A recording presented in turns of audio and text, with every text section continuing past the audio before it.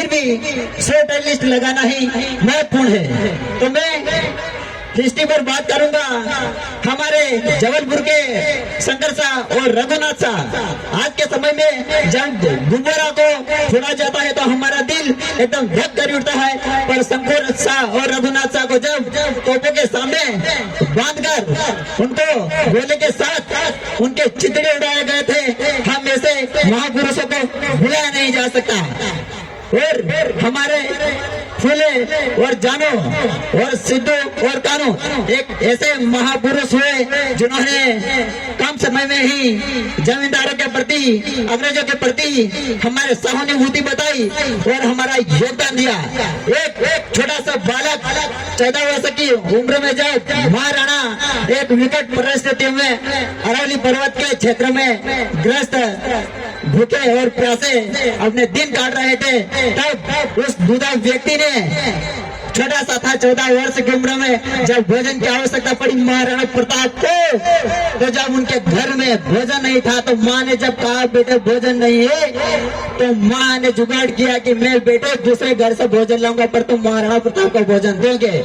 इस कहानी का लक्ष्य है कि जब दूधा को भोजन दिया गया बनाए गए तो मुगल की सेना 2 सिपाही जब उस छोटे दूधा के पीछे पड़ी, दूधा एक महान योद्धा इतिहास में वर्णित है। जब दूधा का कर्तव्य आया तो दूधा ने एक ऐसा कर्तव्य निभाया कि दूधा दौड़ते दौड़ते भागते इतना भागा कि जब महाराणा के पास गया तो मुगल के सिपाही थे, उन्होंने तलवार चलाई और उनकी एक उंगली काट दी गई थी।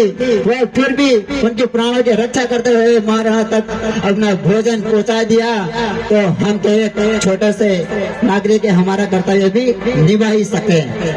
तो और ऐसा ही बहुत महान पुरुष हुए हमारे बड़वानी क्षेत्र के खाजा नायक और भीमा नायक। जब भीमा नायक को एक आत्मघाती विश्वासघाती आदमी ने बोला कि जब भीमा नायक स्नान करने जाता है उस समय हम उस आदमी का खत्म कर सकते हैं, तो अपने ही आदिवासी भाइयों ने जब षड्यंत्र रचा और जब नहा रहा था तो पीछे से वार किया और उनका गर्दन काट दिया।